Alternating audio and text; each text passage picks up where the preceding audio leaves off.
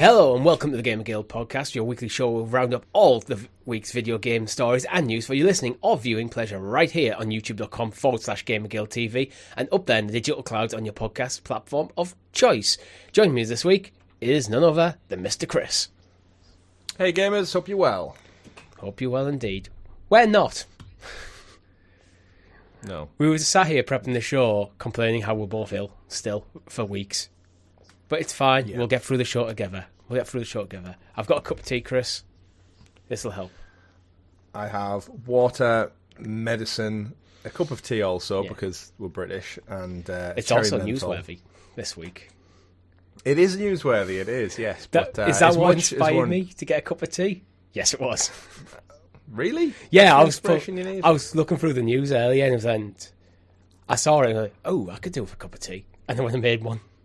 And then you text me saying you're going to be late, so I'm now on my second cup of tea. Just chain drinking it. Chain drinking. It's better than chain drinking coffee. That stuff will set you off on one if you have too much. Sometimes when you finish a cup of tea, it's just like, I'm disappointed that's over. I'm going to make another. See, I as a parent now struggle perpetually with the ability to have a warm cup of tea because you make it, you put it down, get distracted, and then it's just constantly just lukewarm or cold, and there's nothing worse than expecting like a nice mouthful of warm tea and then being instantly tepid. Disappointed with like, it's just tepid brown water now. It's something weird with the temperature makes it taste like utter shit once it's past a certain degree. It's okay if you're still drinking it consistently and it gets cooler and cooler, but if you just pick up a cup and you're expecting a nice warm cup of comforting tea and it's got, lovely. Absolutely. Now, I'd say we're here to talk about games, but like I said, the last story of the week is a fun one regarding tea, so hang around, listeners. It is indeed. But since we are a gaming news podcast, we should talk about gaming news. And this week we're going to be talking about Grand Theft Auto 6, PlayStation Plus and Game Pass games for December, and more RE remakes on the way. But before we get into it, make sure if you haven't already, you like the video, subscribe to the channel, hit that bell icon so you're kept in the loop of all of amazing content here at GamerGuildTV. Such as the GamerGuild Podcast every single Monday on YouTube and podcast services, our live streams, where we've got quite a few things going on at the moment, Chris. This week we've just been playing Alan Wake. Alan! What are your first impressions of Alan Wake 2? I should say, it's Alan Wake 2 we've been playing. Yeah, that's a good point. So, I mentioned on last week's show, I got the Platinum trophy for Alan Wake Remastered. Definitely recommend playing that probably before the sequel. However, yeah, this past Friday, you and me jumped into Alan Wake 2 on the PS5. And I'm absolutely adoring it, like loving my time with it. I've done another 2 hours since we played, so I'm about 4 hours into the campaign so far. It started to get more horror tropey, I would say. Like now I'm into the thick of maybe like combat and open exploration a little bit more rather than just investigation work. But slightly different direction. If anyone's ever watched like Twin Peaks, it's got a good vibe of that, like horror mystery throughout. But yeah, lots of intrigue. Really good, solid gameplay. Graphically, game looks stunning. I think like, you can attest to that as well, Richie, from what you've seen. Yeah. And it's just one of them where since we started, I just can't stop thinking about it. I want to get back and find more about the story. As we suspected in the first look, there's a few areas that I've since been back to, and they have opened up. So if you remember Cauldron Lake, the water has receded through events of the story and stuff, and now I'm able to explore. There's some interesting little puzzles that I've came about as well, so I found some chests where you have to explore the local environment to get into resources, so you like upgrade your flares and you get some more ammunition and stuff. Been really intriguing. It's kind of been like Resident Evil. They've not been like easy, just find a chest, open it up. I've had to actually use my brain and think about it to solve the puzzles, but extra creepy. I've fought kind of a boss in a weird way. I've played the bit that they showed at the Game Awards, I think, the other year, with the big guy in the deer mask jumped out through the wall. Yeah, through the cabin. Yeah, I've done that part, and I knew it was coming. It still scared me. I knew it was coming. And the deer jumped out, still scared me. And then I knew the guy was coming through the wall, still scared me. But yeah, thoroughly enjoying it. Great story.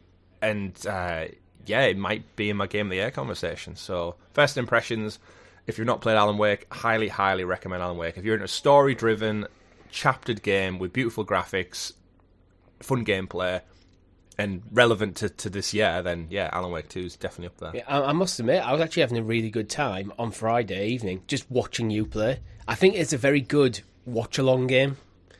Some games, you just like, there's not really much to see there going to watch on. I think this was quite intriguing, and like, although I was just like watching, we were discussing what's going on, like you were giving a bit of background for what you knew. I thought it was really fascinating. It went from not really being on, it was on my radar, but not in the kind of way that Resident Evil usually is, where it's like, I appreciate it from a distance to, I'm now a bit more intrigued. I'm not at a point where I'm going to rush out and get it because Final Fantasy and a million other things. But I am very much intrigued by this franchise now. Yeah, I think we were both caught off by just the craftsmanship with the character development and storytelling, and we were crediting it to like Naughty Dog-esque at some points, because we, in our first look, there's virtually no combat until I think the last 5% of our first look. There's one bit of combat. And that shocked me as well, as someone who just finished the first game, where it is quite action heavy. It's you can definitely see where they've leaned more into the narrative. They're going to build suspense through the narrative and the exploration and the eeriness of the whole thing. But yeah, again, the great thing with these podcasts is I discovered it through listening to other shows and people like gushing over Alan Wake 2, and then a few people I've been listening to since went back and played the remastered one. And I'm one of those people who I wouldn't want to jump into 2 without having played 1. So having it in my PlayStation Plus library was like, this is perfect timing. I just finished... what was the last game of Platinum? I can't even remember. Rise? Oh, it wasn't Platinum. Assassin's Creed Mirage, wasn't it? I finished Assassin's Creed Mirage with a double hit, and then had like that free time of like nothing really that I was too fussed on, and I took a punt on Alan Wake, and then perfectly timed, because now I'm getting to enjoy Alan Wake 2 Game of the Year nominated.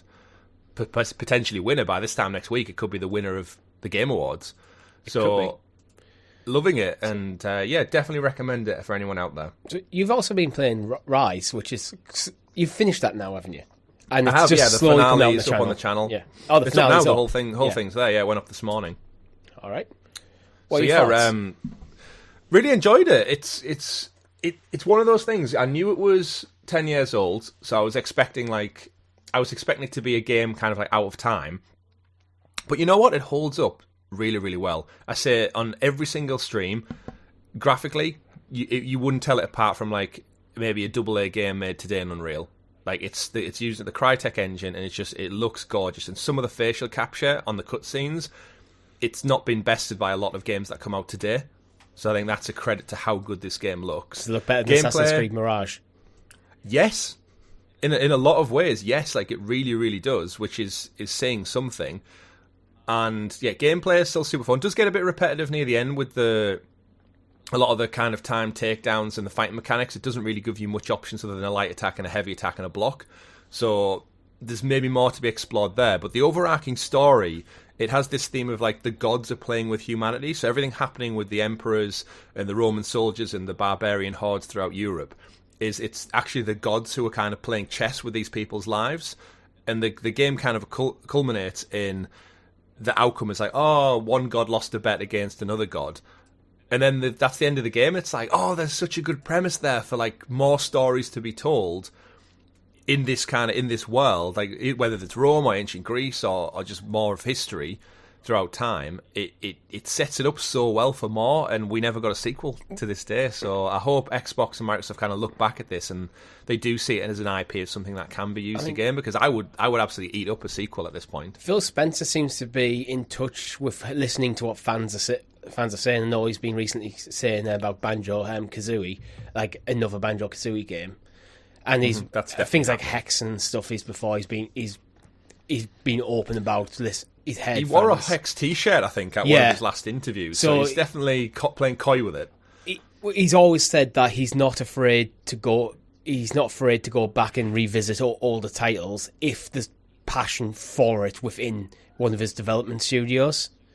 So I wonder if Rise is one of them where it was received well, but I think wasn't it a bit criticised for being quite short?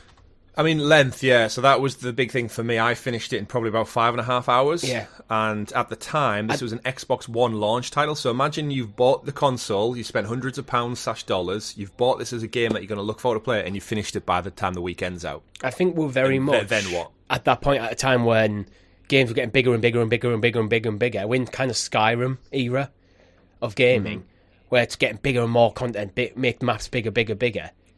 And then you come out with a short 5 to 10 hour title. I can see how people are a bit disappointed. I think that's what same thing happened to The Order. I think that was the good game there, but at the price point and how much time you have with the game feels quite steep. Yeah. But it doesn't mean they couldn't regenerate Rise to become something new, something different, almost like Alan Wake did. They've took a different approach to the game, but it still feels Alan Wake. They could do something with Rise there. Yeah, there's absolutely enough there. The foundations are there. The foundations of Rome, in fact, that there's definitely something. And I've said it time and time about The Order 1886, is that the foundations are there.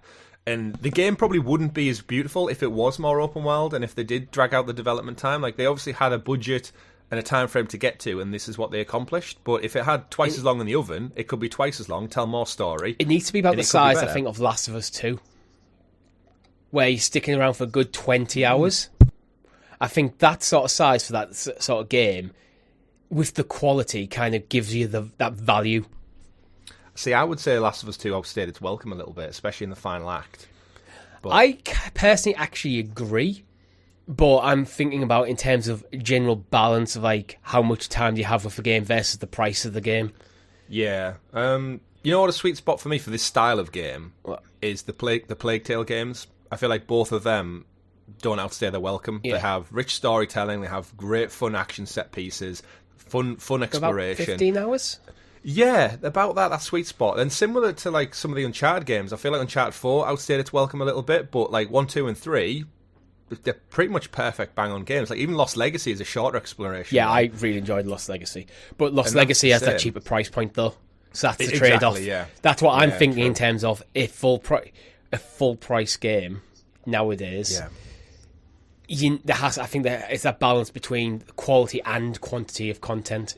So I think, a single-player narrative, very linear game, probably 15 to 20 hours is probably all right. This is where I guess the trade-off happens with the audience of gamers getting older. Like a lot of our audience, us included, like over our 30s, a lot of us have children now, and time is sparse in an ever-expanding world of entertainment. And over the last few weeks, I've played Rise Son of Rome, I've played Assassin's Creed Mirage, I've played 007 Bloodstone, and they were all condensed to less than probably 15 or so hours.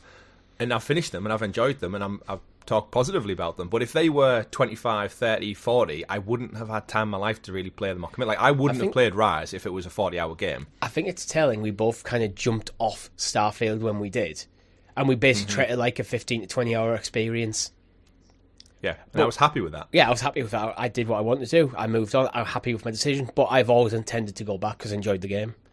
For me, the more things I've been really playing recently, because of being ill, I haven't actually played much Final Fantasy. Because when I've been getting in from work, it's like after a full day of work when you're not well, just feeling a bit run down. So I wanted something a bit less intense, almost.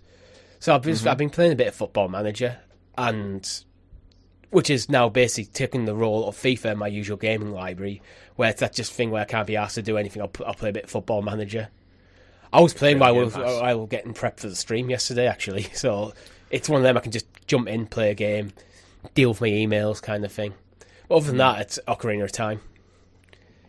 Nice, just chipping away. Yeah. Although I have just bought this, my N64 Switch controller, and it's fantastic. I mean, it is as horrible as N64 controllers are, but feels so nostalgic. And actually have an analog stick on a N64 controller that doesn't wobble. It's great. Yet. Give it a few years. Give it time. Yeah. Give it a few years. But, yeah, you've just actually reminded me, speaking of nostalgia there, I've just became the proud owner of an original fat PlayStation 3. Oh, so, really?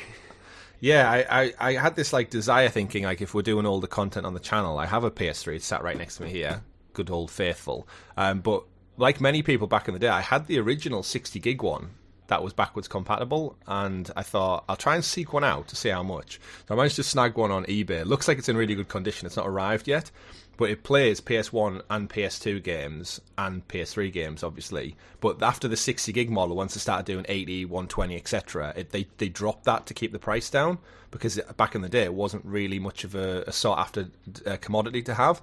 But I was thinking, if we're doing stuff on the channel, if our viewers and listeners want to see like older content, like retro stuff, I need like the PS3 has HDMI output. Yeah.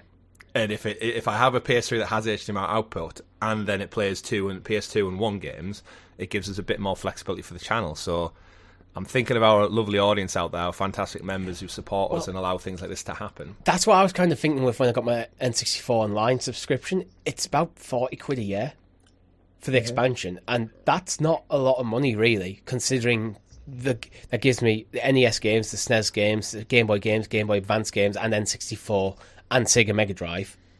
Mm-hmm. That's quite a lot of games for such a small price. Indeed. And I've just dropped my PlayStation Plus subscription as well, so not dropped entirely. I've went from premium to the entry level one because I haven't played the PlayStation Plus game this year. So I was like, I'm paying, and my subscription's due in January. So Aliens Fireteam Elite. Okay, yeah, but it's few and far between. It is, yeah. It is. And yeah, I was looking at ways I can just bit of cost saving on my own personal budgeting. Yeah, absolutely. I've done the same thing. The PS3 that I purchased actually been funded through the sale of my Backbone. Got rid of that, and the sale of one of my PS5 controllers. So that's subsidised it heavily. But yeah, more content to come in the future. More content to come in the future. Yeah, I am thinking about once I finish Ocarina of Time, and I will continue to play it. Hopefully, less sporadically when I'm not as ill. That's my plan. I think to do a few more N64 streams. And I think that's what, if we're looking towards the future, like there's so much to play, but as a towards channel, the future, and N64. Yeah, by looking towards the past, we learn from our past. Yeah. If anyone in the audience wants specific games for us to take a look at and stuff, like we have a rich library of stuff to go through. I have a terrific physical collection of PS1 and PS2 and PS3 games, and I think I'm more than happy as we go through kind of the growing evolution of the games industry to look back at these. I've had thoroughly good time playing Rise and 007 and stuff in the past couple of months. So yeah, do let us know in the comments below, and if we've got it, we can look at playing it. If we don't have it, we can look at seeking it out. So yeah, let us know. This channel again is about our audience, our viewers out there, and I wanted to give a special shout out to Mark, who was in the comments for our Alan Wake 2 first look. Mark's one of our long-time listeners. He's listened from back in the Stadia days through all the Helix changes to GamerGuildTV where we are today. And it was the first time he's commented in nearly, we're coming up 4 years? We're going into our 5th year, right? 6th year? The channel's 4 years old. Yeah. But it's calendar year. I get to do that thing every year when I say we've been doing a podcast for 6 cheating. Years. It is. It'll be 6 years. Yeah, 2019, 20, 21, 2, 3, We've and podcasted 4. in 6 different years. See, but really, it's only 4 and a bit. But that's like saying we're both like kids of the 80s. It's technically true. I am. I'm a child of the 80s. Yeah. The last 3 months of the 80s. I had 6 weeks of it. Yeah, but we digress. But special shout out to Mark, because again, I know a lot of people listen along and they watch along on YouTube and they silently lurk in the shadows.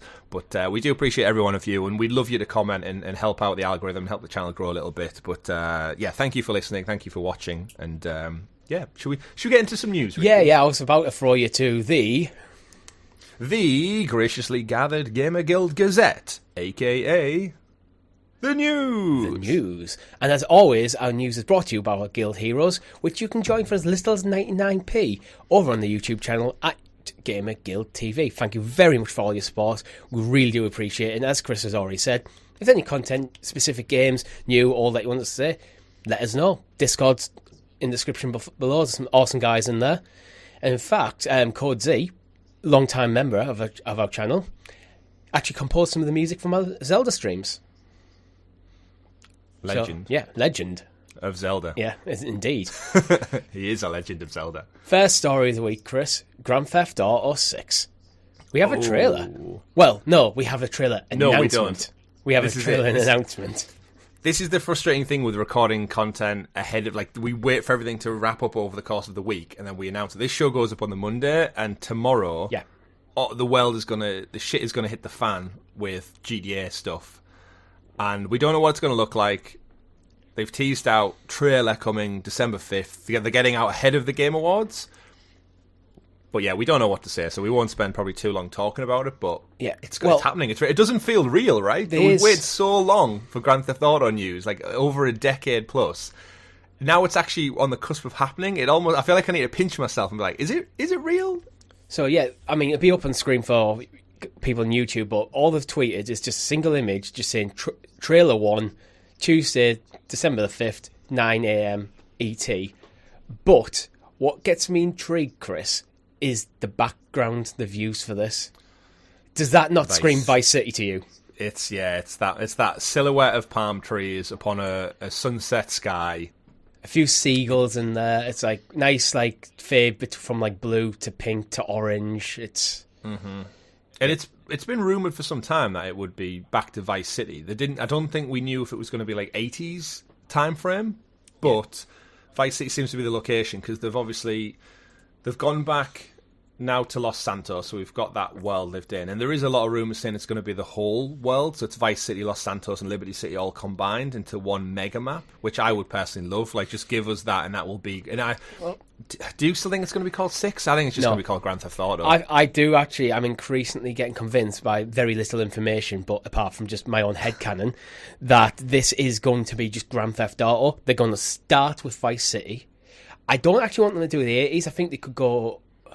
Actually, if they're going to make this into like an interconnected world and keep effectively do the whole expansion thing, continually expanding on it, then I think you kind of have to set it basically in modern time. Yeah, but it'd be interesting to see like what happened to Tommy Vercetti and stuff at the end of Vice City.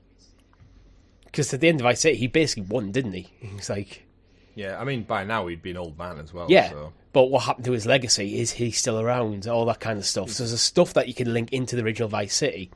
And if that's he's going to be still trying to get first, that dodo plane off the ground. Yeah. That's what he's doing. And if that's going to be kind of your first kind of story, then you could keep expanding. Do you think they'll get rid of Grand Theft Auto Online as well and just make it, this is just Grand Theft Auto, full stop? It is an online experience.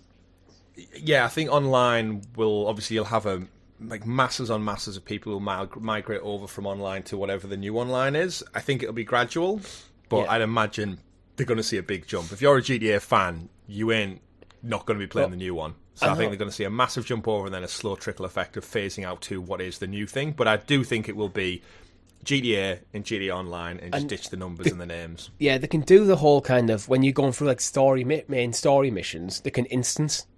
Yeah, so it's what they used to do in things like World of Warcraft. When you entered the dungeon, only your party would be in that copy of the dungeon. So when you're outside the dungeon, you have everyone's there. You enter the dungeon, now it's just isolated. You could do that with your story missions. So as soon as you start a story mission, your party is in the world, but other players aren't, to kind of preserve the single-player narrative, so you don't have the chaos of other players trying to grief you and stuff. Yeah, well, we found that with Red Dead Redemption. And I think that's a nice way how I think you could balance it. This just is an online experience. However, we're going to silo out these single player narrative moments. Yeah, but I guess we'll probably know by now. I think by the time agree, most people listen to this show, it's going to be out. It has to be big though. This game has to, because of Grand Theft Auto 5, it has to somehow one up Grand Theft Auto 5. Yeah, it's an interesting place to be in, where GTA's grew so many arms and legs since its initial launch, especially with online. Like, could they fuck it up? Yeah. Like, will it be enough to satiate the audience, or is Grand Theft Auto just so big? All they need to do is the same thing the last one did before, but look better, play smoother. But the last one, people will swarm to it. What the last one was when it launched and what it is now is they're basically different games. GTA 5 was a single-player experience, a traditional Grand Theft Auto experience, but I think what Grand Theft Auto has been redefined by Grand Theft Auto Online.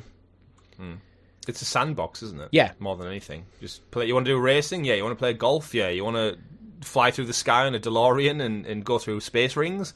Yeah, you can do that as well. I think that's why my idea of you're going to have these single-player narrative experiences kind of siloed in an always online world is the nice balance between all Grand Theft Auto and what Grand Theft Auto will be going forward.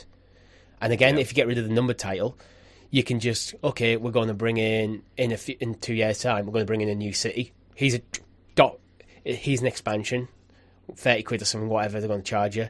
A huge new section of map, new story content, new characters involved, new cars, and just keep expanding it like that. Basically turning it into an MMO. It's Grand Theft Auto now an MMO. I mean, for all intents and purposes, you could describe it as that, definitely. Yeah. But as we look towards the future, we've got news on the past as well. We have Grand Theft Auto 3, Vice City and San Andreas coming to Netflix in December. We don't talk much about Netflix gaming, but it does exist. And it does occasionally get some decent titles. It does. It's Netflix, of course, taking a crack at the gaming market, which they say time and time again on their investor calls that they want to invest. They see it as a growth opportunity. They see their existing user base, looking for higher end titles. And we know they've rolled out, and I think the statistics, if I recall from the financial year this year, was like 1%. I think we said it was like really, really low, but then 1% of 60-70 million is still like a decent chunk of people. And then bagging the original Grand Theft Auto trilogy, it's more of like just a statement. We know they're coming to iOS as well in December, so you're going to be able to play them on iPhones and Android Play Store as well come December. So them coming to Netflix games, not that much of a pivot to get them on there. It's not cloud gaming, it's just natively on there because we know these older games were original PlayStation 2, so you can, if I recall, I think when I played the original, I think I had Vice City on my iPad or something back in the day, the file size was only like 500 meg, something. So should remember these are the definitive editions coming, these are the remasters, not the original versions. Yeah, it's the shit show remasters that came out this time last year. Yes. And you'd like to think they polished them up a little bit. It was Grove Street Games that made them, wasn't it? So they've been working on it since the problematic launch back in the day. But this isn't going to be cloud-based, which we know Netflix are making a push into, but having Netflix associated with something like Grand Theft Auto, especially heading into next year with seemingly the launch of GTA 6, it's that synergy in your marketing where Netflix associated with GTA is a good move for games. And this is the stuff that we lamented Stadia not getting back in the day. We lament currently Amazon Luna not getting it. Like, I think the thing Netflix have that other platforms don't, like Stadia and Luna, is they're not reliant on the gaming side of their business for their business. This is very much a growth opportunity. Same how PlayStation, Xbox view it. This is a growth opportunity for us, so they don't have to put all the eggs in that basket. And so they can actually be quite almost selective with the titles. So while I think they are more focused on being a big player more in probably the mobile space and maybe casual like Chromebooky kind of experience space rather than full on hardcore console PC. Yeah. I think what they seem to be doing is making sure they're picking good titles that can make the transition over and work quite well on that platform, rather than just flooding their storefront with just crap mobile titles that are all just full of gotcha mechanics and stuff like that, and like predatory marketing stuff. Like, I saw an advert the other day, Chris, and there was some dude, one of these kind of miscellaneous YouTuber guys doing the advert, because I don't know why people saying this game's fake. I'm really playing it right now. It doesn't have any ads or anything. It's like, you're having to advertise games now saying they're not fake and don't have ads in the mobile space. Mm-hmm. I think that what Netflix is doing is avoiding that entirely and just going, we're going to get well-respected titles over there, because they've got things like Dead Cells over there. Shovel Knight is on there.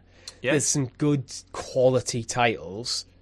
And I think that's what they're doing. Go, right, if you want to have a quality gaming experience on the mobile, come to Netflix. You already have a subscription.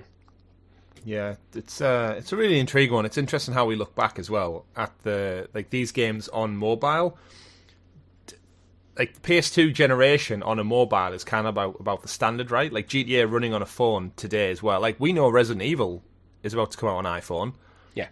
Like, you can run Village on an iPhone now, or on an iPad, and yet, these old GTA games just stand the test of time, and they don't look out of place on a phone, so... And I know that the remaster were maligned when they came out, but they have been continually worked on. I can't say what the standard is right now, because I haven't really heard much about it. Yeah, but I've watched a Digital Foundry video, and it looks like they've massively improved it from the patch, because they got that. I can imagine Rockstar went to Grove Street Games and were like, guys, sort this shit out. I mean, and they've got enough money. They should have done. Yeah. Well, why didn't they do it in-house? This is the annoying thing, I don't mind. It's one of them. If you... Rockstar, while we do view them as a big developer, tend to only produce like one game every 5 years. They tend to be all focused on one game, then on the next thing. The online stuff, the spin-offs of Red Dead and GTA seem to be an exception to the rule. So I don't mind them going to a smaller developer and go, okay, make some remasters of this for modern consoles, but you still want to be on top of the QC. Yeah. But anyway, all about GTA. Should we talk about PlayStation Plus, Chris? We shall. New month beckons. Yeah. New games. I mean, I wouldn't say any of these titles are bad, but they're not inspiring, really. Like, what have we got? We have Lego 2K Drive. We have Sable, and probably the pick of the bunch is Power Wash Simulator. Your thoughts on any of these? I mean, Lego 2K Drive only came out earlier this year, so in terms of like value, cost analysis, that kind of thing, like you're getting a fairly recent title. It reviewed okay. It's essentially just a kart racing game with Lego. It was one of those weird announcements where Lego traditionally, it's always been Take-Two, right, who've done the Lego games. Yeah. So for them to pivot and work with 2K was like, this is an odd decision. But we know there's a rumoured football game in the works as well, 2K Soccer or whatever. I was saying Lego ones, like the ball's just a square. It was Lego. I'm pretty sure it's Lego as well. Yeah. So they've obviously struck a partnership with them to fund certain games. But it's based in Bricklandia. It's an open world game. So I've heard a lot of people refer to this as if you took the crew and turned it into Lego, this is kind of what you get. And the Lego titles always have like that fun dynamic, and I think it's definitely aimed at more probably family friendly fun. It's got crossplay in there. It's got like again open world of Lego to explore, which is always fun.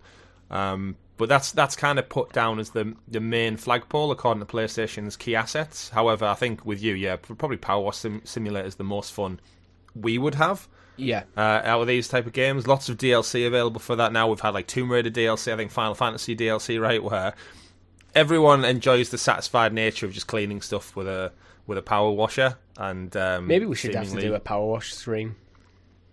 See what's going on with that. Well, you can do it in co-op online. Yeah, it's one of them very streamer-friendly games. It seemed like a lot of the streamers on Twitch seem to just very much gravitate towards it. But yeah, and I'm just, as I've already said, I've made the decision to drop PlayStation Plus Premium, and the main reason for that is I've just kind of been uninspired by any of the games coming this year. It hasn't. I don't think I've got my money's worth this year. And December is another one where I'm looking at and go, if I really wanted to play Power Wash or Lego 2K Drive, I could have bought them at some point, but I was never really inclined to. Yeah, I think that's a fair statement. You still get them with extra though, right? The claimable games per month. I think you get them. Oh yeah, I've dropped it right down. I'm down to Essential. I went all the way down. And you do get the monthly games. You get on there, all of them. It's when you. Yeah. It's the gaming catalogue that you get from this extra, and it's like the cloud gaming and like demos and stuff that you get when you get to premium. Yeah, I think the final one, Sable, is the only one that I've never heard of. But looking at its Metacritic, 76. So yeah, it's one of those indie titles. So embark on a average unique user rating and unforgettable journey and guide Sable through head gliding. A rite of passage that will take her across vast deserts and mesmerising landscapes capped by the remains of spaceships and ancient wonders. Sounds kind of a bit like Journey-esque. It does, yeah. I'm just going to look up some gameplay to see what it looks like, just to get a good vibe for it. Yeah. But in terms of the titles itself, 3 games, none of them kind of stand out. Yeah. I'm like that. I don't think any of these are bad in any stretch of the imagination. I think I could have fun with all of them. But I think it's been a while since I've had a game come through PlayStation Plus where I've went, oh, that's a cool game that I missed in the past. I wonder if they just... I wonder if that particular well is dried up. Because what I liked about PlayStation Plus in the past was when there's a game that I didn't get round to playing or didn't buy in the past, when it came through and go, oh, cool, I have that now. Yeah, even just launch titles. Like, for me, it's the last one was Stray. Yeah. Well, I looked at it and I was like, oh, I can't wait to play. It's like day one, downloaded, installed it, fully played it, got the platinum. And I don't think we've had that. I guess Sea of Stars would have been counted as one. Oh yeah, I suppose actually, really, I should very much give it credit to that. I did play it on PlayStation as well. I think the reason I don't, I got the platinum. I think the reason I don't really associate it strongly with PlayStation is I actually did my first look on the channel on Xbox. Because it's Game Pass as well. Yeah, Game Pass as well. So it doesn't feel like a win for PlayStation Plus. Yeah, it should be. You should see this as a win because it is a great game. Yeah, and if you only have a PlayStation, it is a definite win. I suppose I'm just coloured by the fact that I have an Xbox as well. Well, this is the problem with monthly releases, right? Is that they're always going to be compared, and I think the reason this month probably looks a little bit weaker is because Xbox just came out and just shat all over their game announcements for December, right? So Power Wash Simulator, Lego Drive, and Sable. Yeah, if we pivot over to Xbox, Richie, we got... It's interesting because we got a random stealth drop. It was like 1 o'clock in the morning, I think, this Wednesday. Yeah. We got Remnant from the Ashes and Remnant 2 just randomly appear. They're on core as well. Yeah, and Remnant 2 only came out, like 3-4 months ago? Yeah, so... And it got praised. I'll read the full list of games coming to Game Pass this month. Bear in mind, PlayStation Plus will have some more games dropping later in the month. Mm-hmm. So we shouldn't discredit that. And I often find, actually, the ones that come later in the month are often better than the start of the month ones. They are, yeah. But with that caveat, obviously Remnant and Remnant 2 both dropped from core up. And from basically console or PC versions, you got Far Cry 6, obviously the 2 Remnant games, Rise of Tomb Raider, Spirit of the North Enhanced Edition, SteamWorld Build, Tin Hearts, While the Iron's Hot, World War Z Aftermath, Clone Drone. I can't read that properly. The thumbnail's too small, so I'm stalling for time. Clone Drone? Yeah. In the Danger Zone. In the Danger Zone, right. Yeah, Goat Simulator 3, which is the second Goat Simulator game, and Against the Storm. So I mean, Far Cry alone, wins. Yeah, Far Cry is terrific. I mean, you know what, Remnant, I haven't played it, but don't discredit it. That game came out in July this year, and if you remember when we reviewed it on the podcast and spoke about it, IGN 9 out of 10, Destructoid 8.5, PC Games 8 out of 10, praised highly. Is it in any of the Game Awards categories? I can't recall seeing it. Sure. Must be in at least one. I mean, Remnant 2. The criticism I give for PlayStation Plus is kind of reversed here. When I'm talking about these kind of older titles that I missed that are really good, there's a handful in there. Obviously, Remnant 2 came out this year. Remnant, the original one, I think that's one of the goals. After you hear good things about Remnant 2, you're more inclined to go back to. So a double drop is definitely good. Far Cry 6 is a good game. Rise of Tomb Raider is a good game. World War Z Aftermath, we had some great fun with it. Goat Simulator is kind of a meme game, but it's a sequel to like a smash hit. And then you've got things like SteamWorld games tend to get a bit of praise and some other cool looking indies. It's solid. Remnant 2 apparently is up for best action game. Well, there you go. We're looking at the Reddit thread. So you've got a Game of the Year nominated. You've got Far Cry 6, terrific game. You've got the original. What I love about Game Pass as well is when they get the original, like the sequel. So if you want to play Remnant first before going to the sequel, it's there.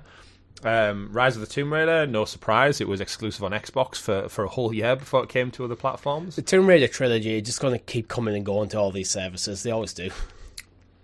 Yes, they're always on sale as well. You can pick them up for less than a tenner usually.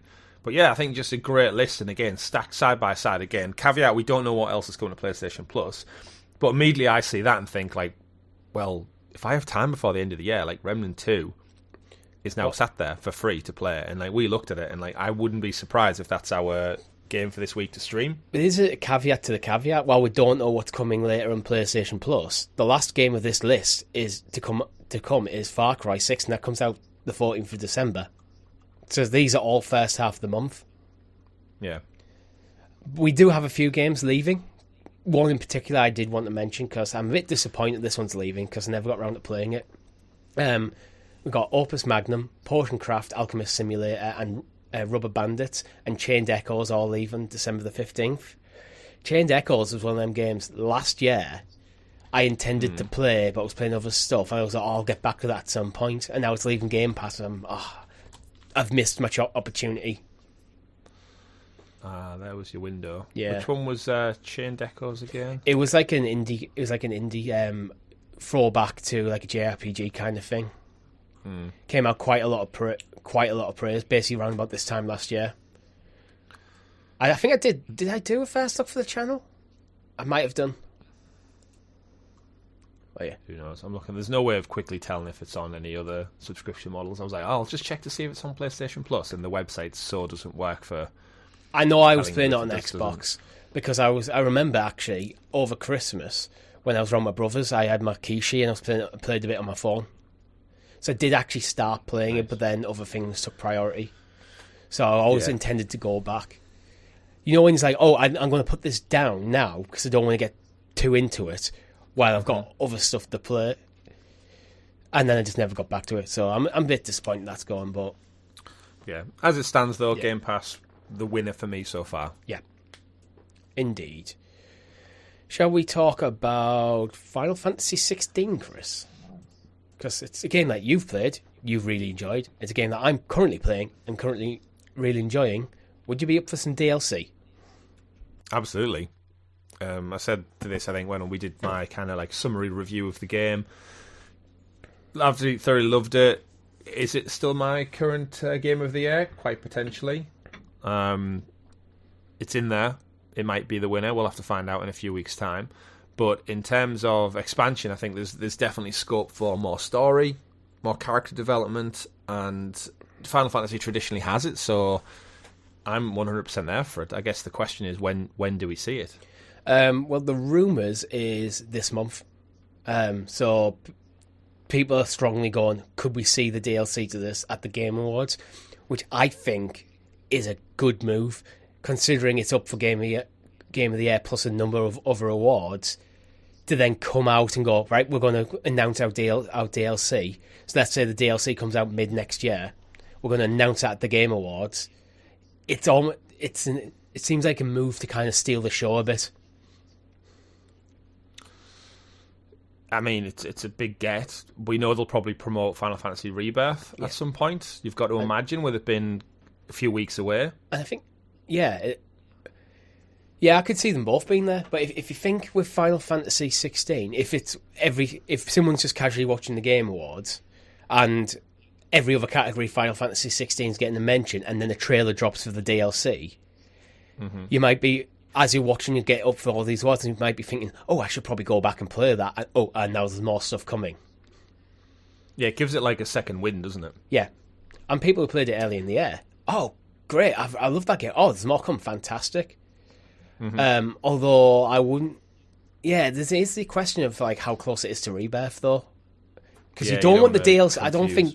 You don't want the DLC to be too far away from the initial release. True, but at the same time, I don't think they had plans for DLC. If you recall, the game was just going to be done and like in and out, done. Yeah. And then because of the praise it received, that's when the director came and went, okay, we'll look at telling more stories. So I think you're still looking probably like a year out for this. So I suppose it depends how they do the DLC. Because if it's like quite a standalone experience, so you don't have to, you're not suddenly taking back over Clive at level 100 with all his abilities and no idea how to play the game anymore.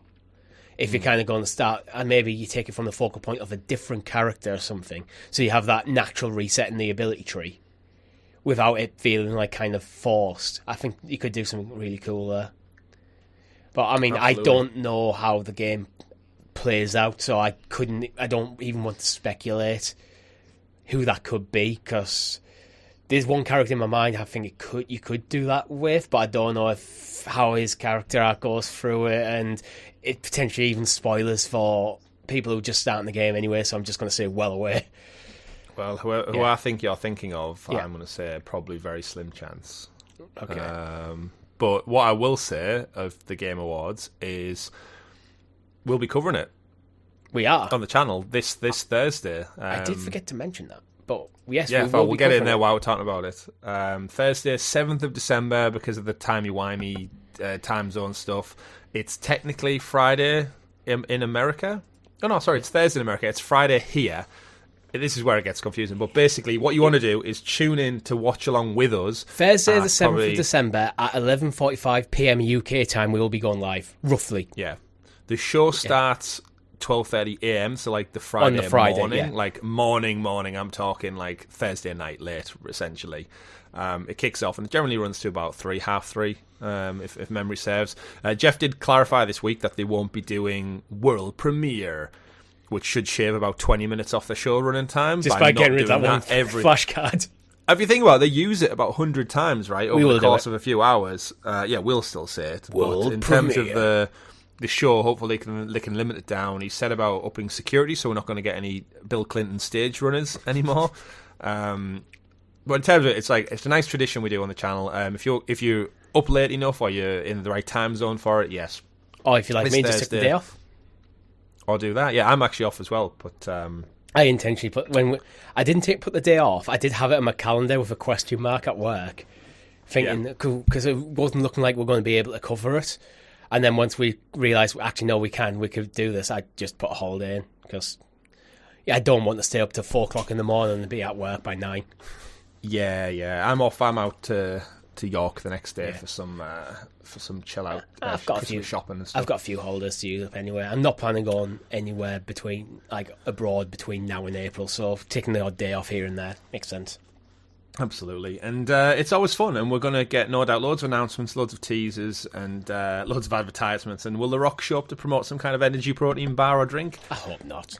Quite possibly, because he has to fund it somehow. But this time next week on next week's show, we'll have a slew of news to talk about, and it's that kind of exciting end of year hype where we don't know really what Nintendo are doing next. We don't know what PlayStation are doing next. And from previous Game Awards, we know we get some nice teasers. We might get Death Stranding 2. We might get a new console release. Remember, the Xbox X and S were announced at the Game Awards. Do we get a Switch 2 announcement? Not really Nintendo. Who knows? But yeah, it's looking forward to it. So definitely join us. Tune in. Game Awards this Thursday, 11:45 p.m. Late. Bring your pillows and duvets. Yeah. Make yourself a cup of tea and bring yourself a pillow just in case you fall asleep while watching the Game Awards with us. I think I'll have some beers. Yeah, I think I'm going to have a few beers. You know what, Chris? Do you think we could see some more Resident Evil remakes at the Game Awards? Because Capcom have confirmed there's more on the way. Yes, I do. In terms of remakes, we've had 2, we've had 3, we've had 4, and then they kind of pivot and go and make the next main line entry in between them. So Village and Biohazard. Yeah. They seem to be getting the remakes out at a faster clip than the new ones, which eventually they will catch up to themselves. It makes sense because the game's already kind of there. So you're not worrying about things like the story. There might be assets you can already use. Level design is kind of done and just needs to be tweaked. So you're not starting from a blank slate. So you're going to be able to make it quicker. And when you still get nominated for Game of the Year somehow for doing a remake, why wouldn't you keep making them? Yeah, that's one of them controversy things. Like, do you need a separate category, or does the game have to be different enough from the original to warrant it, or do you just say no? And I don't really know where that. I think it's quite complex. Yeah. What I would like from this, if they are going to keep doing remakes, which I think they should do, because I love the fact that there's the video game preservation side of things, but then there's also new fans and people who've never played them before. And being one of them people, it really irks me to start Resident Evil 2 without having played 1 in all its glory. So technically, one's already been remade. In the new RE engine, though, I want to see it in all its like bells and whistles and shiny performance motion capture stuff. But just give me 1, and then go off and do whatever. I know there's rumours or like requests, I guess, from the fan base that Code Veronica is probably the standout one. It always seems to be Code Veronica or Zero. Zero, yeah, that's the other one. Is Zero, I guess, a prequel to 1? I can't say I know that much about it, but I think Zero is kind of a prequel. So Resident Evil 1 is, I know, that's where you start off, you go to the mansion, you find out what Umbrella have been up to, and there's the T-virus and all that sort of stuff, and it kind of ends with that getting out into Raccoon City, which is where 2 starts. So I think Zero is kind of, So I would just, as someone who I want to play them all. We've dabbled in 2, but like next year I'm thinking, I don't really know what's coming out next year. Everyone's been hush quiet. I could have that time to go, like, I can play RE2, I can play RE3, I can play RE4, and then be like prep for whatever's next. But if one is like on the horizon, the part of my brain is just saying, like, just hold off, Chris. They will remake one eventually. Just hold off. And you know what? I would love to see just the Resident Evil collection. They put out a collection of 1, 2, 3, 4, 5 in the RE engine and let us enjoy them in all their glory. But yeah, I mean, interestingly, IGN actually spoke to Yasuhiro Ampo, was a director of the Resident Evil 4 remake, and asked him about them. And he said, yes, we've released 3 remakes so far, and they have all been received well. Since it allows modern audience to play these games, it's something I'm happy to do as someone that loves these older games, and we want to continue doing more. So it's kind of echoing what we've just been saying. Like, it's why we're kind of pro remake, because it gives it to a new audience. He continues to go, what games we will remake in the future is something that we would like to announce in the future. So please look forward to it. Can't make future announcements in the present. But yeah, it's true. So it's like, I hope it's one, to be honest, because I know it's being remade, but I think getting them all to, I think the current standard of games is at a point where I don't think they're going to age poorly.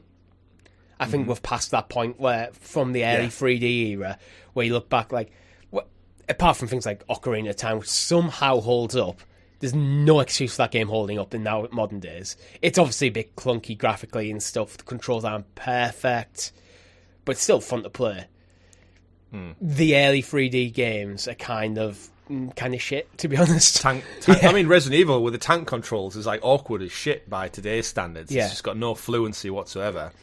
So a remake of one with modern sensibilities, but it's true to, which is what they've done with the others. They've kind of been true to what the game was, but made it with modern sensibilities. Yeah, and I'd love to see. Again, it would have been great to have Rob on the podcast because he's finished RE4, of course. Resident Evil 4 suggests that 5 is like the next on the horizon, which I guess the game ends that way anyway, like teasing the next entry. Yeah, the problem with 5 and 6 is they were both kind of received quite poorly.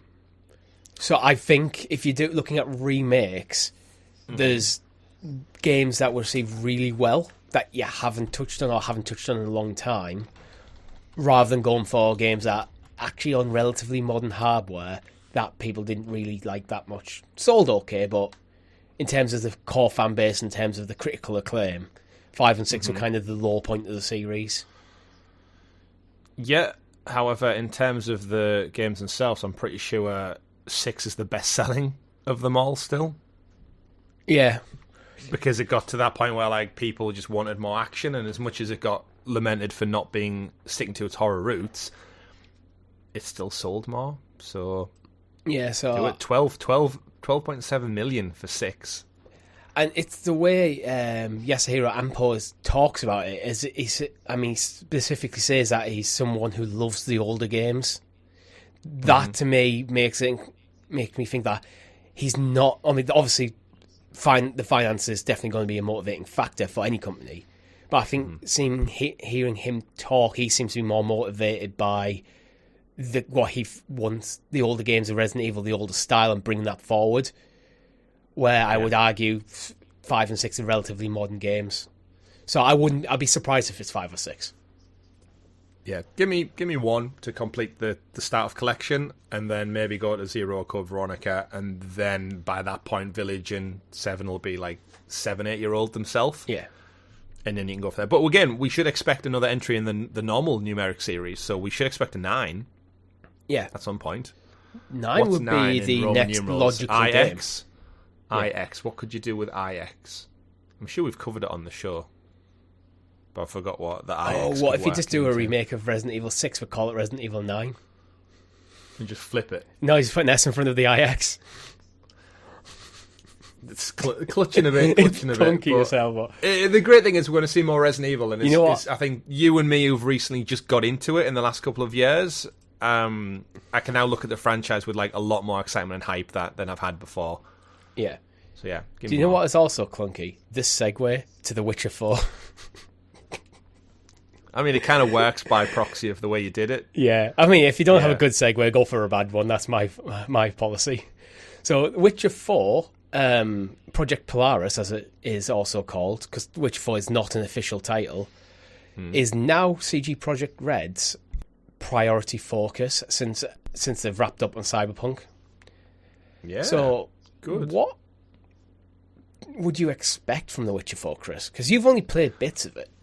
I have, yeah. The Witcher 3, it's one of those games that I've attempted to play 3 times now, and I enjoy it every time I play it, but then something more current pulls me away, because I think, not fizzle out, I just think, well, I'll get back to it eventually, and it's one of them games that it's still on my dashboard on my PS5, and I've looked at it, even this week when I finished Alan Wake Remastered, and I had a week maybe until payday before I thought I could buy something new. I did look at it and go yeah, do I just jump back in? But then I ended up playing FC24 instead for just a couple of hours, and then that ticked me over, and then I got Alan Wake 2. So I feel like one of those things, I enjoyed the TV show until what happened to it. I've got all the books. I'm working my way slowly through the books as well, and everything about The Witcher is up my street. I just think I need a new entry to go right, this is a starting point I can jump onto along with everybody else at the same time.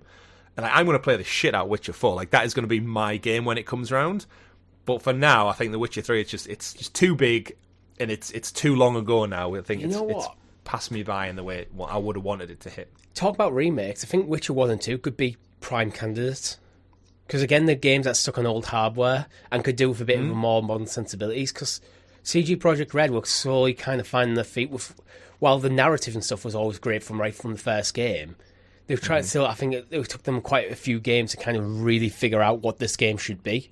I think they nailed it with Witcher 3. But do you know kind of how The Witcher 3 ends? Nope. No. Okay, I'll stay away from spoilers. But it was rumoured and strongly suggested that The Witcher 3 would be Geralt's last game, at least chronologically. Right. It's actually got quite a few different ending. It's one of them games where there's different endings based on choices you make. Okay. But all of them kind of feel quite final for Geralt and as a character. Just putting it out there, someone who's not played it though, if they do a Witcher 4 and he's not the main protagonist, I feel like that would make the saleability and the marketing of the game suffer to a degree, because I feel like people associate The Witcher with him. Don't from the outside looking in. Agree. I think there's another character who could take over. I think Ciri could take over. It just doesn't. I see why and I see how, but everything in my mind's eye is you say The Witcher, I'm picturing Geralt. And the thing is, through and through. There's a reason I used the word chronologically as well. We don't know that The Witcher 4 set after Witcher 3. It could be set before Witcher 1. Because Geralt, he's an old dude. He's had plenty of adventures before the game started. Look at the TV series. The TV series hasn't got up to the games yet. Prequels sometimes take a bit of sheen off a game though, because you kind of know the outcome, so there's no risk. Yeah. In terms of storytelling, I think it limits you. He's going to fight this big monster, this big dramatic thing's going to happen, but we know in 10 years he gets to this point in his life, so... But sometimes it's not about the destination, it's about the journey. That's true. So it's you might... If they did, okay, we're going to do a Witcher 0, that's going to end where The Witcher 1 starts. If you know The Witcher lore, you know where it's going to end up. But you get to experience that journey that got on there. How he met some of the characters that you know. Because in The Witcher 1, he actually wake up after he's just left the Wild Hunt with amnesia. He doesn't know who he is. He has no real memories. So when you're going through The Witcher 1, you're meeting characters like Dandelion or Jaskier, if you watch the TV show. And Geralt doesn't really know who he is. They clearly know Geralt, so you're meeting quite a lot of these characters. So you could tell, basically, the story that the TV show's doing. And that could set you up to do the remakes of 1 and 2 as well. I would like The Witcher Code Veronica. Yeah, The Witcher Code Veronica. But moving on, Chris, we're about an hour in the show. Where would you like to go? Because there's quite a few things still left that we haven't talked about. I want to talk about Time Splitters. Let's talk about it's been on our news doc recently with Embracer's seeming internal collapse. And as a massive Time Splitters fan, I need to talk about this game. Tell us about Time Splitters, Chris. I mean, Time Splitters, for those who don't know, it's a beloved first-person... not even first-person. I guess, yeah, it is first-person. Why can't I remember that now? Third-person? First-person? My brain's not... Can you do both? It might be one of them PS2 games where you could jump between camera angles.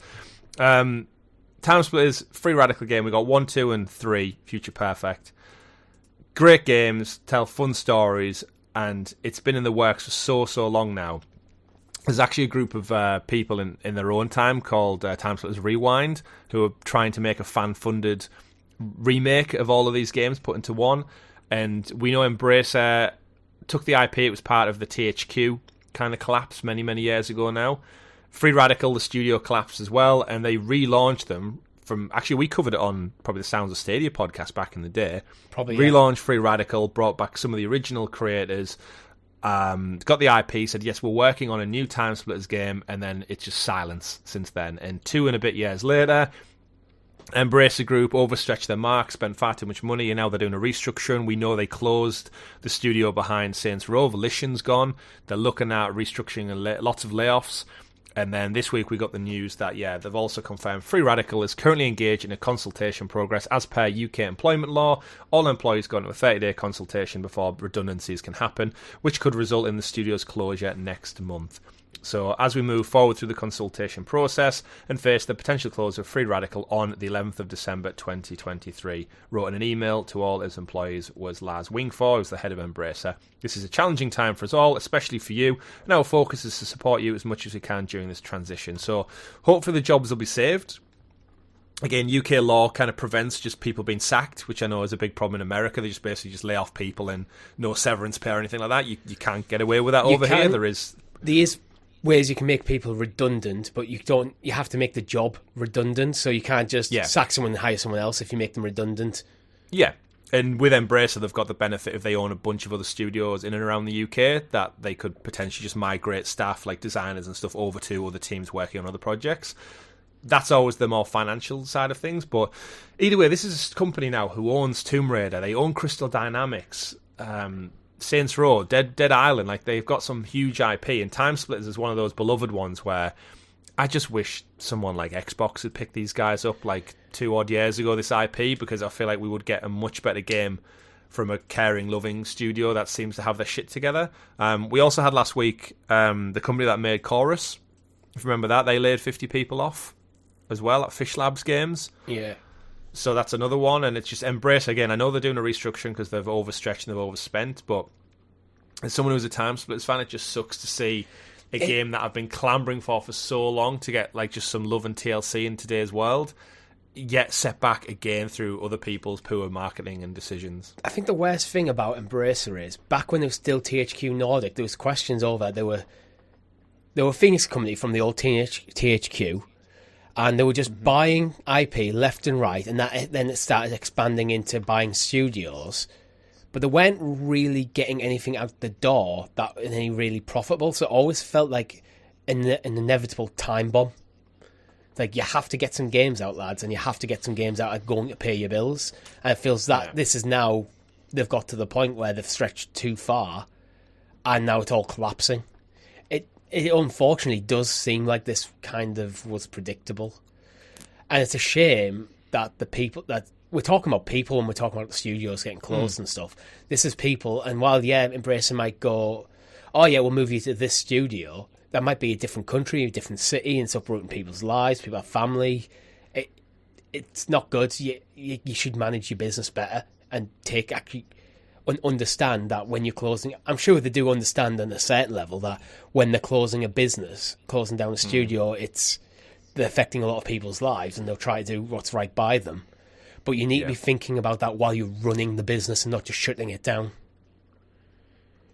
Have that in your mind when you're making all your key decision making. Yeah, but don't think like that to the shareholders and stuff. Which it's just a shame, and obviously the downside outside of like the personal cost to people is good IP, like that beloved IP. You're just going to now just stagnate again. Remember, this is the same company who's got the license to make Lord of the Rings games for the foreseeable future. Yeah. Great. Yeah. Beyond Good and Evil, Chris, What do you think will come first? The remakes or the original, or number 2? I think the anniversary collection, because it's easier. Yeah, but it's been in the oven for a long time. Which one? 2. 2, because this is referencing Beyond Good and Evil Anniversary Edition. Ubisoft accidentally leaked it to Ubisoft Plus subscribers this week. Yeah, so there's a remaster, which is rumoured to launch in 2024, of the original Beyond Good and Evil, which is the 20th Anniversary Edition. 20 years, Kristen's still trying to make number 2. Just let it go, Ubisoft. Let it go. Give us the Anniversary Collection and let the sequel go. Do you think, like tinfoil hat time, that this was an accidental leak to get people talking about Beyond Good and Evil like us, so they can drop a new trailer at the Game Awards? And if they're doing if it's the 20th anniversary, and if they're finally ready to get the game back up and going again, because Ubisoft have regularly reiterated that this game is not dead. It's not one of the canned titles. That next year they bring out the anniversary edition to whet people's appetite, and maybe 2025 they finally get the game out the door.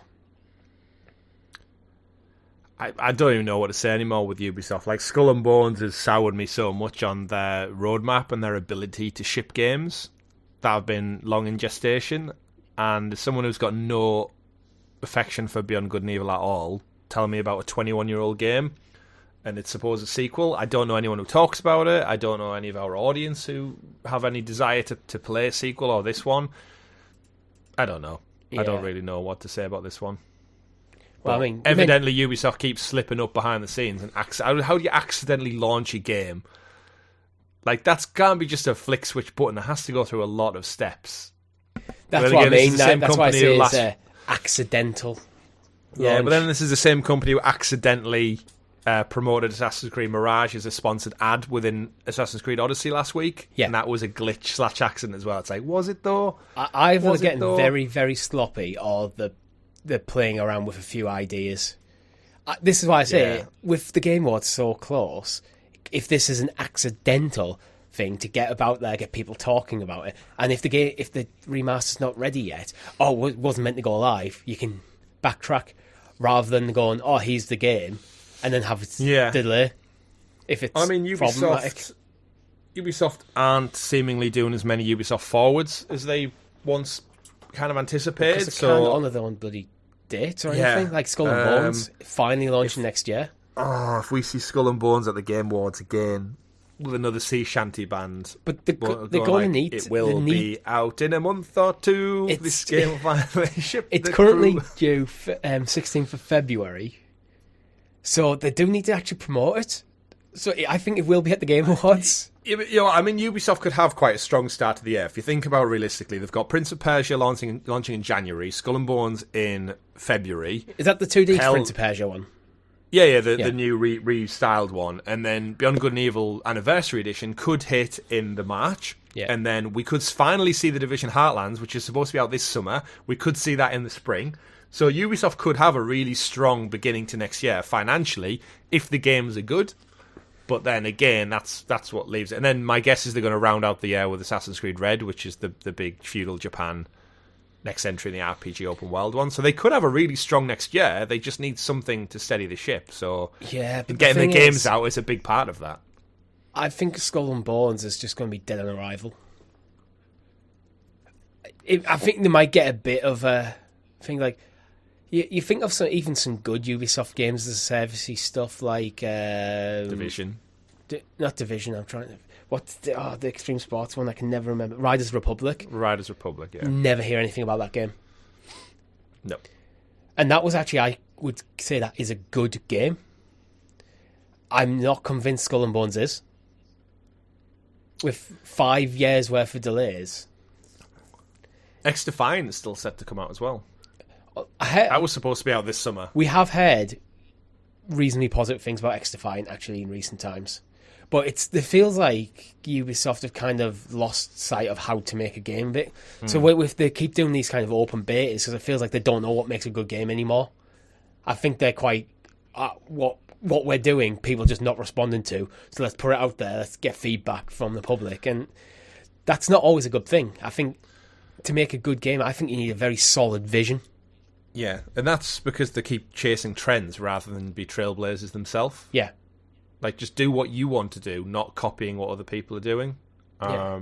Hopefully Star Wars Outlaws is going to be that as well. Between the financial year, they could essentially see out 2024 with Assassin's Creed Red, which I think will sell in the millions, like Valhalla did. Oh, yeah, it's going to sell well. No problems. Yeah, absolutely. Like, I'm 100% in for Red. And then if they follow that up in the beginning of next year with Star Wars Outlaws, that inevitably is going to be huge as well, just because of the IP. They could have a very strong year. The only thing that would probably dissuade me from Assassin's Creed Red is if Ghost of Tsushima 2 drops around about the same time. And then it's a no-brainer, it's Ghost. Yeah, that is very true. Yeah.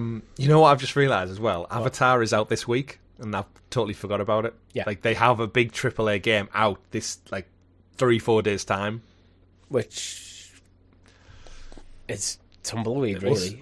We'll see. We'll start on next week's show. We'll have the reviews, so we'll talk about it more then. Indeed. Let's talk about actually Stalker 2, Chris, because this is the game I think we overlook a bit. And they've dropped a new trailer, which is the official Strider story trailer, and that got me wondering, because you know how Call of Duty is kind of very much focused on the multiplayer and will do a bit of single player to keep people happy. Stalker 2 this seems like it could actually be like a single player, like military based shooter, story driven game that we've kind of like. I think we both kind of like them games. Just they don't really exist too much. You got like Metro. It's one of them. I would say. Yeah, but Metro's more of an RPG, really. The Metro series are more of like RPG kind of stuff, where this seems to be more of a straight up shooter, like almost old Call of Duty campaign mode kind of thing. I see what you're saying. And it really bugs me that to be around about 20 hours as well. Oh no, it's rumoured to be around 40 hours to complete the main plot. It's non-linear, and obviously runtimes will vary from player to player, but it seems to be a substantial single-player military shooter. Yeah, it's an interesting one. I'm always intrigued by anything that happens in and around Chernobyl as well, just by proxy of I think that story is really cool. If anyone's watched the show Chernobyl, because this is Stalker 2 Heart of Chernobyl as its subtitle, right? Yeah.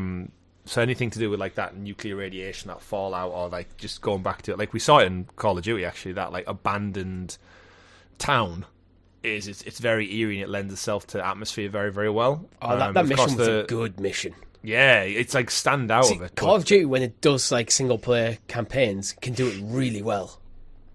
Yeah, it's going into GamePass as well, so there's no reason not to check it out. Q1 next year. I've never played Stalker 1. Obviously, big shout out to the devs, because these folks had to basically go through a real war to get this game out. They've, I think, repositioned themselves. A lot of them have relocated to Poland now to finish the game off, and obviously we're 2 years on from that war starting now, so hopefully they get the plaudits for working under such real-life hardship.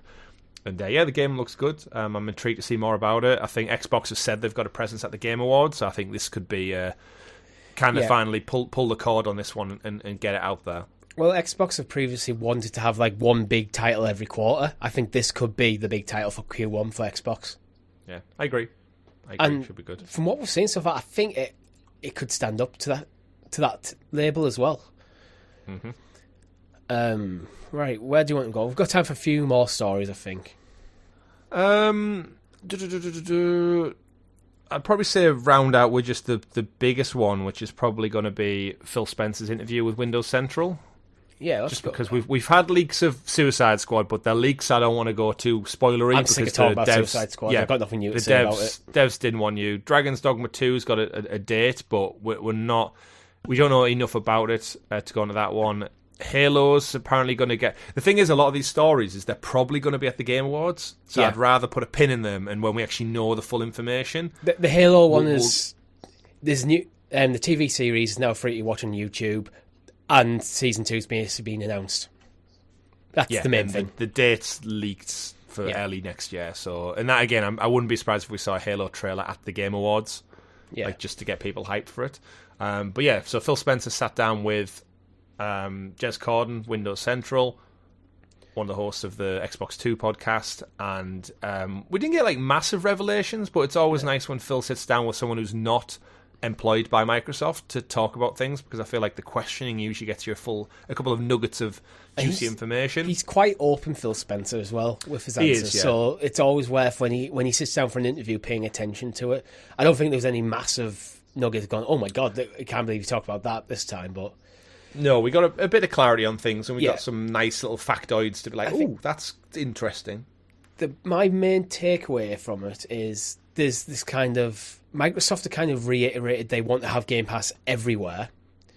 Phil Spencer has claimed there's no plans to bring Game Pass to PlayStation or Nintendo. I think these two things are simultaneously true. I don't think they're mutually exclusive, because I think in what desire to have something somewhere and the plan to make it happen are not the same thing. Mm-hmm. So I think that, Phil Spencer would love Game Pass to be on the Switch, but it doesn't actually even make sense at this late in the game for the Switch's hardware to actually go, well, let's put all through the effort and get all the business deals and stuff, all the complications and licensing to get it over there. Mm-hmm. When, to be honest, the Switch probably wouldn't even run most of what's on Game Pass unless it's through the cloud. But there again, I don't think the Switch is good when it comes a good device for cloud gaming. I don't think the network card's good enough. Yeah, I agree. Yeah. I think this part of the interview is it echoes. There's not a spokesperson, someone in Microsoft was discussing it potentially happening, and he was quite open to it. So I think the question came from. That's what I mean. Just looking for clarification on it. And that's what I mean. The difference between the desire and the plan. Yeah, because Phil goes on to reiterate that, says we want it to be as many hands as people as possible, and on as many screens as possible. We know the talk about the Xbox ecosystem a lot over the last few years. They want rid of the box, basically. I've said that for years, and I still think it's true. They want rid of the Xbox. I don't think they ever will. I don't think they will. But I think that's kind of the future they envision, where no matter what device you play on, you just play Xbox games. Yeah. He goes on to talk about like advocacy for cross-play, cross-save, cross-progression. He wants to pick up a game wherever he is, whether it's on an airplane or when he's disconnected from the internet, and just continue wherever he is. And obviously that works to a degree with like the Steam Deck and the Rogue Ally, and he's always talked openly about working with these companies to get Xbox anywhere and everywhere. So I can definitely see a future where it ends up on PlayStation or Nintendo's console at some point. I think Nintendo's more likely than PlayStation, to be honest. Oh, absolutely. PlayStation by far the market leaders and probably see themselves as in more direct competition. I don't think Nintendo look at PlayStation and Xbox as one-for-one competition, because I've always said Nintendo just do Nintendo. They're almost like a section of the gaming industry to themselves. Mm-hmm. Because they're not always going after the big AAA blockbuster titles. They're just doing their own thing. They do it very well, and they bring their own big AAA blockbuster titles, and we all love them for it. And then you got idiots like me who just bought a Nintendo 64 controller for a modern console, which is not actually a modern console. But as well with the Switch, I don't know. I would be surprised. I don't know how much Phil Spencer might even know about the sequel to the Switch. I don't know how Nintendo will probably keep that very under wraps. He knows. But he probably does, or does he? It depends how contained Nintendo keeping that. It's one of those things where all of these companies, like as much as they are rivals, like they all benefit from each other succeeding and doing well. And Microsoft, admittedly being in third place, they go to these meetings, they discuss it.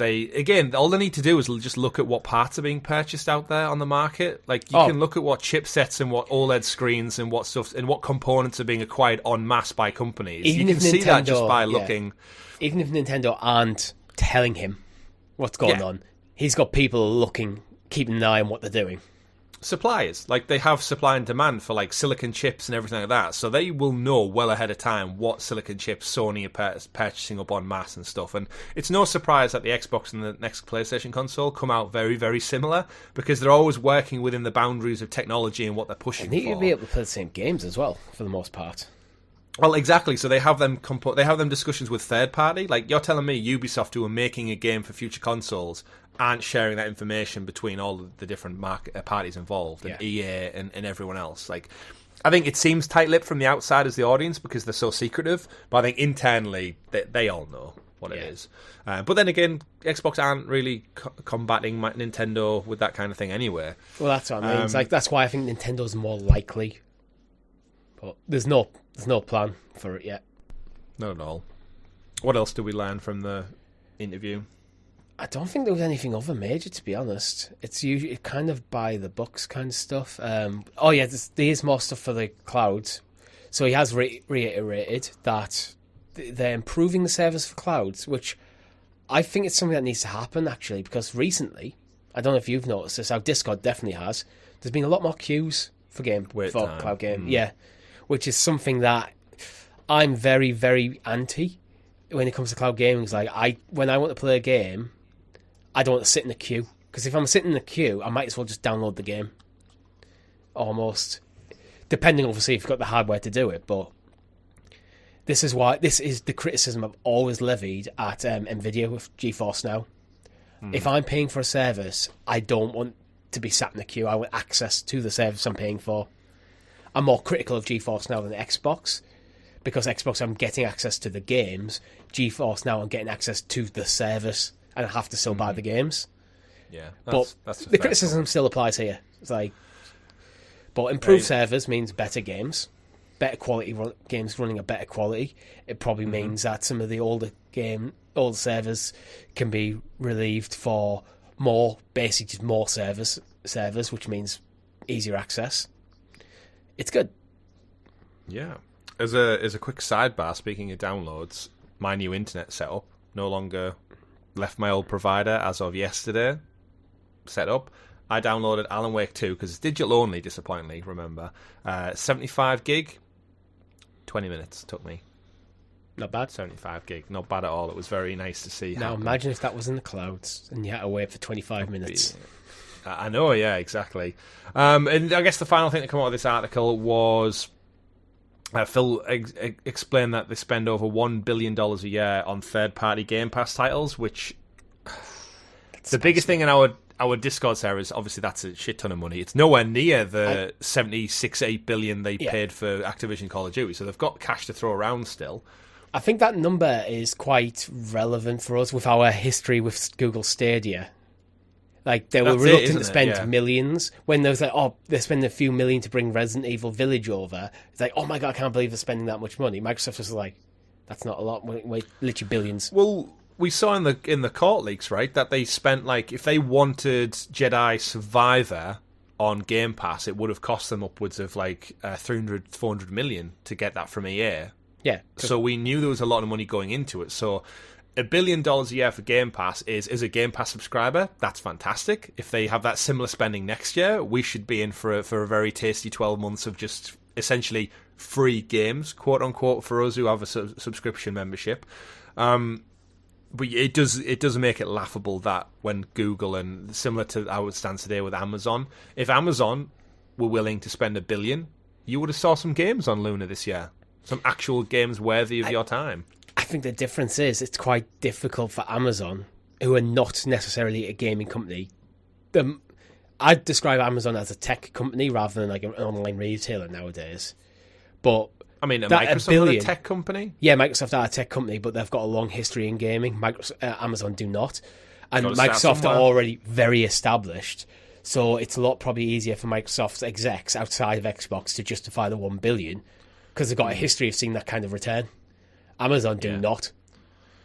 So it's if you want to get in the game, this is what we said about Google, and said like they were shocked. Oh, it costs too much money. It's like you knew this before you went into it. Anyone could have done any basic data analysis and said, yeah, it's going to cost us in the billions to get Stadia off the ground. Yeah, and if you didn't, they looked at it after 2 years and went, I think we can't afford it. I wonder if with big tech companies like Amazon and Google, there's a bit of arrogance in the executive level going, because we've been successful pretty much everything for the most part, what we've put our hands to, we're some of the biggest, wealthiest companies, we should just be able to walk into this industry and command a big chunk of the pie. Mm-hmm. And when gaming world turns around and go, we don't need you, you need to bring something interesting to the table. And I think Google Stadia and Amazon Luna both did bring something interesting to the table in terms of their technology. Yeah. But we're not in the gaming isn't about technology, it's about games. Yeah. We like tech. There's definitely a crossover, but technology without games is pointless for the gaming industry. Indeed. Now we're in December, I think. When do we come up on our anniversary of Luna? Was it March? Did it launch in the March time? I'm not sure. At some point, we'll have to sit down and have like a mini review of... Do another Luna listening. Yeah, episode 3. That's how much news there's been in the last several months. We had good intentions.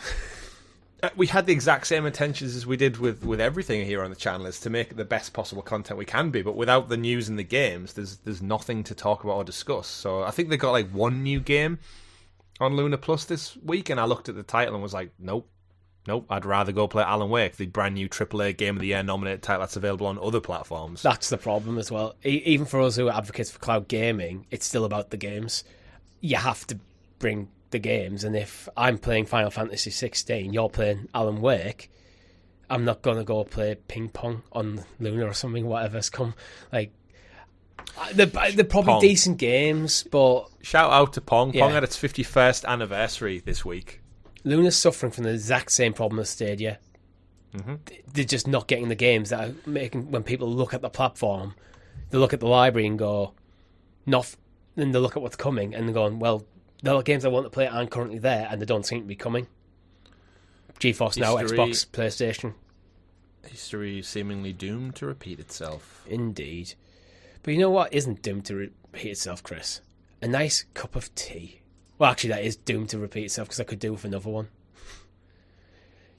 Would you like a Yorkshire Tea branded controller?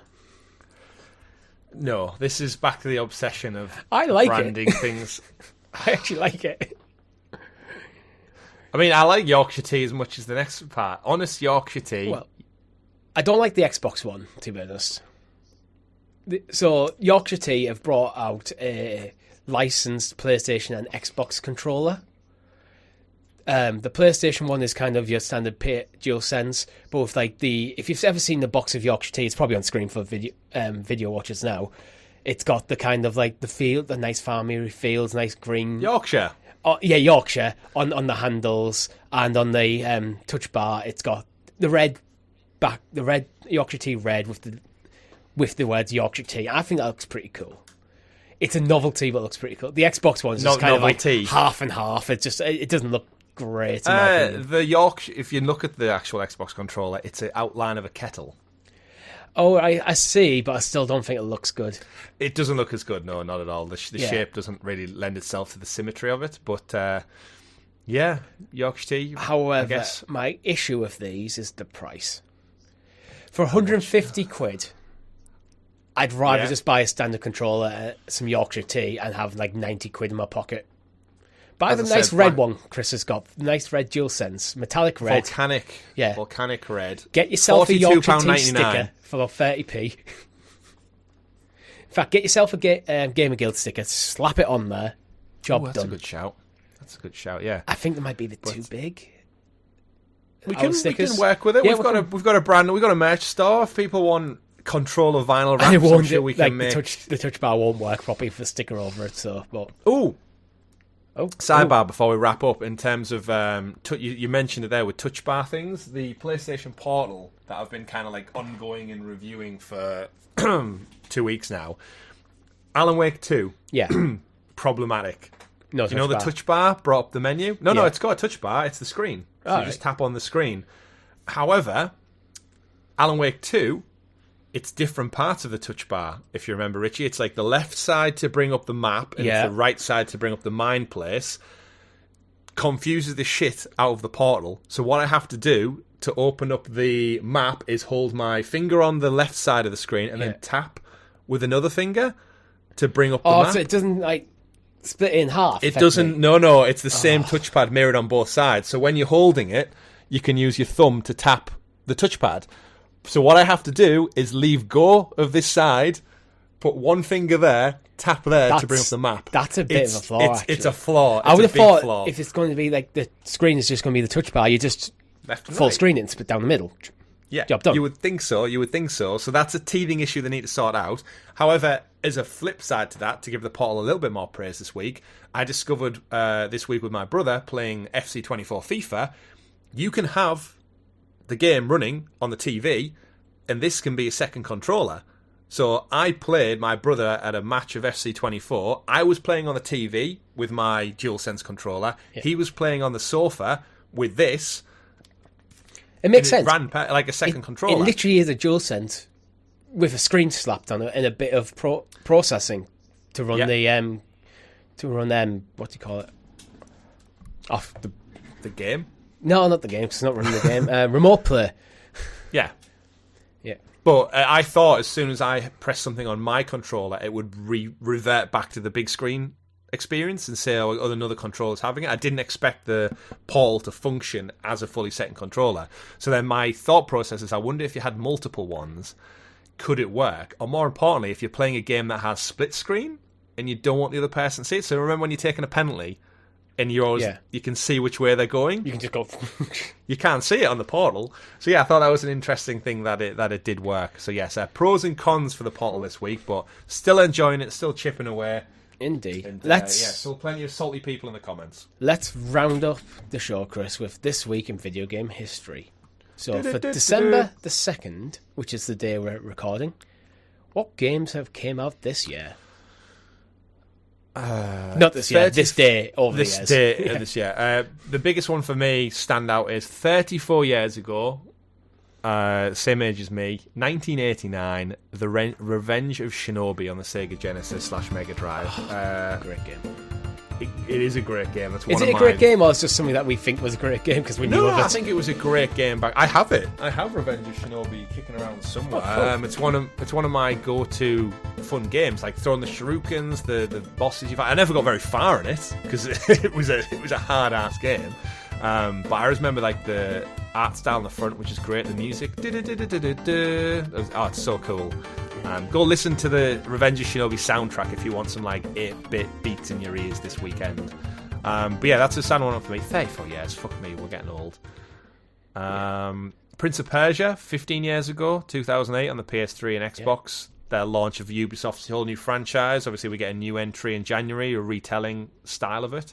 Yeah. That was 15 years ago. Pikmin, 22 years ago. That was quite well received. Never played it myself, but I think it's worth a shout out. Pikmin 4 in a lot of the Game of the Year categories for family-friendly game. Game of Thrones Telltale, 9 years ago, 2014. Makes you feel old, doesn't it? Hey, I enjoyed the Game of Thrones Telltale game. Me too. It's a shame it ends very much... You know what the ironic thing is? 9 years ago, and we still haven't got the final entry in the book series, but... That's a whole different thing. Yeah. And this time last year, Callisto Protocol. And Marvel's Midnight Suns. Yeah. Although Callisto Protocol free on PlayStation Plus. Yeah. So that was again, we lamented PlayStation Plus earlier in the show, Richie, but realistically, if you were a different style gamer, or if maybe you didn't have a podcast to talk about games and cover games, you would have had Sea of Stars, Callisto Protocol, in the last few months, there's some good titles to get. Like, they came out like within the last year. Indeed. So, value for money could definitely be seen there. Indeed. But that's all we have time for this week. Make sure you like the video if you haven't already. Subscribe to the channel. Hit that bell icon so you keep in the loop with all the great content here at GamerGuildTV, such as the live streams, Zelda, Alan Wake. Chris is just finishing up Rise to the Rome, so the whole playthrough is now there on the channel for you, for your viewing pleasure. We have a Discord server where some awesome people like to hang out. The links are all in the description for everything you need, including our socials, below the video, or on your podcast service. Thank you very much for watching. My name's been Richie. I've been Chris. Goodbye. Bye. GG, everyone.